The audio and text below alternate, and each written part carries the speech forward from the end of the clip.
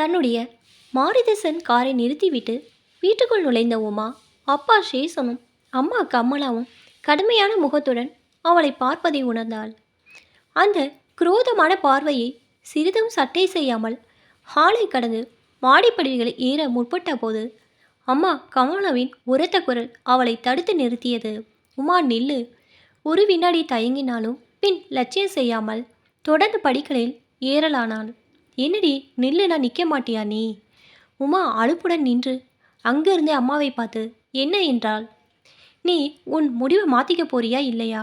எந்த முடிவை கேட்குறீங்க? கோவிலில் கல்யாணமா இல்லை ரெஜிஸ்டர் ஆஃபீஸில் கல்யாணமா என்கிறதையா என்றாள் நக்கலாக.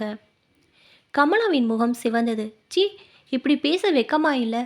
பெற்றவங்க நாங்கள் குத்துக்கல் மாதிரி இருக்கிறோமே, உனக்கு ஏற்ற மாப்பிள்ளையை பார்த்து கல்யாணம் செய்து வைக்க எங்களுக்கு தெரியாதா?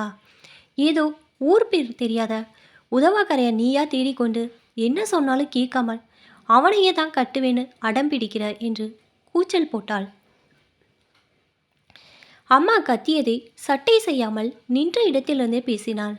அப்போ நீங்கள் தேடி பிடிச்சு கொண்டு வர ஊர் பேர் தெரிந்த உதவாக்கரை தான் நான் கல்யாணம் செஞ்சுக்கணுமா? அம்மா, இப்படியெல்லாம் பேச உனக்கு யார் தைரியம் கொடுத்தது? அந்த அயோக்கிய பயலா என்றார் கோபத்துடன் அப்பா சேஷன். புன்னகை செய்தால் உமா. என்னப்பா, இந்த 25 வயது வரைக்கும் நீங்கள் எனக்கு தைரியம் கொடுத்து வளர்த்துட்டு இப்போது இப்படி கேள்வி கேட்குறீங்க? அந்த ரிஷியை எனக்கு 3 வருஷமாக தானே தெரியும். அவன் எப்படி எனக்கு புதுசாக தைரியம் கொடுத்துருப்பான் என்றான். ஷட்! எதுக்கெடுத்தாலும் ஏற்று பேச தெரியுது, ஆனால் எது நல்லது கேட்டதுன்னு பிரித்து பார்க்க தெரியலையே உனக்கு என்றார் சேஷன். மாடியிலேருந்து இறங்கி வந்து அவர்களுக்கு முன் நேராக நின்றாள் உமா. இதோ பாருங்கப்பா, நீங்கள் என்ன சொன்னாலும் நான் அந்த ரிஷியை தான் கல்யாணம் செய்துக்க போகிறேன். அவன்கிட்ட என்ன குழந்தை எனக்கு தெரியலை.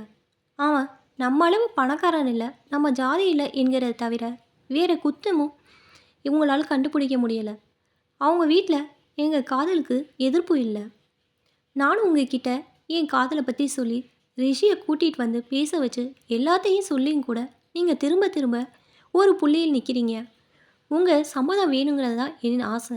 அதே சமயம் நீங்கள் வலுவான காரணம் எதுவும் இல்லாமல் சில்லி அந்த கல்யாணத்தை தடுத்து உங்கள் இஷ்டத்துக்கு தான் நான் நடக்கணும்னு நினச்சிங்கன்னா அது வீண். எங்கள் கல்யாணம் உங்கள் விருப்பமும் சம்மதம் இருந்தாலும் இல்லாவிட்டாலும் நாங்கள் சொன்ன நாளில் நடக்கும், அவ்வளோதான் என்று நிறுத்தி நிதானமாக சொல்லிவிட்டு திரும்ப மாடி ஏறி துவங்கினாள் உமா. உமா, நீ எங்களை கஷ்டப்படுத்திட்டு சந்தோஷமாக கல்யாணம் செய்துக்க முடியாது. எங்கள் பணத்து மேலே தான் நீ தாலி கட்டணும், ஞாபகம் வச்சுக்க என்று கத்தினாள் கமலா. ஐயோ அம்மா, நிறுத்து! இந்த டைலாகை எத்தனையோ சினிமாவில் கேட்டாச்சு, புதுசாக ஏதாவது பேசுமா என்று அலட்சியமாக கூறிவிட்டு தன் அறைக்குள் சென்று விட்டாள் உமா. ஆனால் மறுநாள் அவளுக்கு ஒரு அதிர்ச்சி காத்திருந்தது. மறுநாள் காலை தூங்கி எழுந்து மாடியிலிருந்து கீழே இறங்கி வந்தபோது அவர் பெற்றோர் வழக்கம் போல் ஹாலில் இல்லை. ஹாலில் உற்றிருந்த அவர்களின் படுக்கை அறை கதவு லேசாக திறந்திருந்தது. நாளிதழ் எடுக்கப்படாமல் வாசல் கதவு இடுக்கு வழியே உள்ளே வந்து கிடந்தது. சற்றே துணுக்கற்றவளாக தன் பெற்றோரின் அறைக்கு அருகே சென்று லேசாக திறந்திருந்த கதவை முழுசாக திறந்தாள். அங்கே அவள் கண்ட காட்சி அவளை திடுக்கிட செய்தது. சேசனும் கமலாவும் இன்னும் தூக்கத்திலிருந்து எழுந்திருக்காதவர்களாக இருந்தனர். வேகமாக அருகே சென்று அம்மா அம்மா என தலையை உலுக்கினாள். பதில் இல்லை. பதற்ற அடைந்தவளாக தந்தையிடம் சென்று அப்பா அப்பா என்று அசைத்தாள். அங்கும் பதில் இல்லை. அடிவயிறு சில்லிட்டவளாக சுற்றுமுற்றும் பார்த்தாள். அருகே மேஜை மீது ஒரு பேப்பரும் அதன் மேல் ஒரு பாட்டிலும் வைக்கப்பட்டிருந்தது. ஓ மை காட் என்று கத்தியவாறு அந்த பாட்டிலை எடுத்து பார்த்தாள். அதில் அவள் தந்தைக்கு இரத்த அழுத்தத்திற்காக கொடுக்கப்பட்டிருந்த தூக்க மாத்திரை. பாட்டில் காலியாக இருந்தது. வேகமாக அந்த காகிதத்தை எடுத்தாள். எங்கள் விருப்பத்திற்கு மாறாக நடக்கும். என் மகளுடன் வாழ இனி எங்களுக்கு விருப்பமில்லை. எங்கள் சாவுக்கு நாங்களே காரணம். இப்படிக்கு சேஷன் கமலா. ஐயோ மை காட் என்று அலறிய உமா உடனே ஓடி சென்று தந்தையின் மொபைலை எடுத்து அவர்களின் குடும்ப டாக்டர் பாஸ்கருக்கு ஃபோன் செய்தாள். எதிர் திசையில் ஃபோனை எடுக்க சற்று நேரம் ஆன போதும் உமாவின் மனம் பதப்பதைத்தது. கடைசியில் ஃபோனை எடுத்த doctor Bhaskar, hello good morning Seshan என்று முடிப்பதற்குள், டாக்டர் அங்கிள், அப்பாவும் அம்மாவும் தூக்க மாத்திரை சாப்பிட்டாங்க போல இருக்கு, உடனே வாங்க என்றால் அழுங்குரலில். ஐயோ என்ன உமா சொல்கிற என்றவர் உடனே ஆம்புலன்ஸ் அனுப்புகிறேன் என்று கூறி ஃபோனை துண்டித்தார். பதப்பதைக்கும் மனதுடன் உமா தந்தையின் மூக்கருகே விரலை வைத்து பார்த்தாள். மூச்சு வருவது போலவும் இல்லாமல் இருப்பது போலவும் தோன்றியது. கமலாவின் நிலையும் அப்படியே. தந்தையின் மொபைலுடன் குறுக்கும் நெருக்குமாக பதத்துடன் நடந்து கொண்டிருக்கும் போது ஆம்புலன்ஸ் வரும் ஒலி பலகமாக கேட்டது. ஓடி சென்று கதவை திறக்கவும் ஆம்புலன்ஸ் இருந்து இறங்கி வந்த 4 ஆட்கள் சேஷனை கமலாவை தூக்கி ஆம்புலன்ஸில் ஏற்றினர்.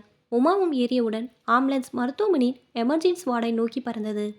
நல்ல வேளை, நீ சரியான நேரத்தில் தான் பார்த்துருக்கிற. கம்ப்ளீட் ஸ்டொமக் வாஷ் செய்தாச்சு. 2 பேரும் ஆபத்தான நிலையை தாண்டிட்டாங்க. எக்ஸஸ் தூக்க மாத்திரை தான் என்றார் டாக்டர். டாக்டர் சொன்னதை கேட்டு கண்களில் வழிந்த கண்ணீரை துடைத்து கொண்ட உமா, இப்போ நான் அவங்கள பார்க்கலாமா என்று கேட்டாள். ஓ என்று சொன்ன டாக்டர். அப்போதுதான் உமாவுக்கு சற்று தள்ளி நின்றிருந்த இளைஞனை கவனித்தார். அந்த இளைஞனை டாக்டர் அருகில் வந்து, டாக்டர், ஐ ஆம் ரிஷி, உமாவின் பாய் ஃப்ரெண்ட் என்றான். டாக்டர் பாஸ்கர் அவனை உற்று பார்த்தவர், இந்த பிரச்சனைக்கு காரணமே நீதான் போலிருக்கிறே என்றார். பாஸ்கர் குடும்ப டாக்டர் மற்றும் நண்பர் என்பதால் சேஷன் பிரச்சனையை முன்னமே பாஸ்கருக்கு தெரிவித்திருந்தார்.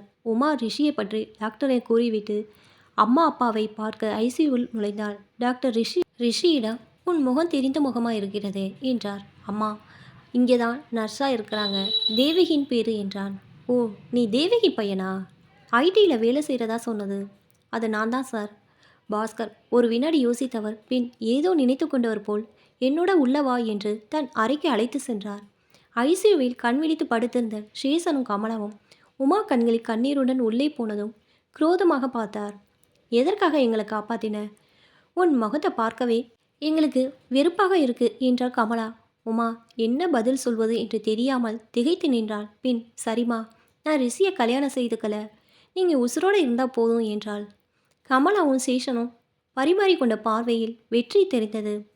இந்நிகழ்ச்சியில் நடந்த 10வது நாள் மதிய நேரம் சேஷல் கமலா தம்பதியினர் பக்கோடா தின்று காஃபியை பருகி கொண்டிருந்த போது அழைப்பு மணி ஒலித்தது.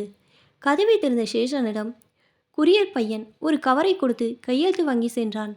முகத்தில் வினாக்குறியுடன் உள்ளே வந்து கவரை பிரித்து அதிலிருந்த கடிதத்தை எடுக்கையில் ஒரு ஃபோட்டோ நழுவி விழுந்தது.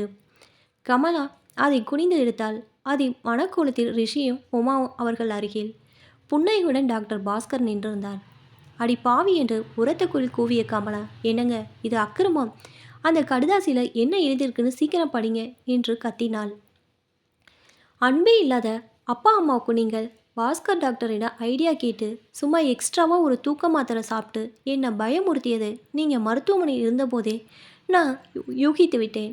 ஏனெனில் நான் டாக்டருக்கு ஃபோன் செய்தபோது உங்கள் மொபைலில் நீங்கள் நாள் இரவு கடைசியாக டாக்டர் பாஸ்கரிடம் பேசியிருப்பது தெரிந்தது.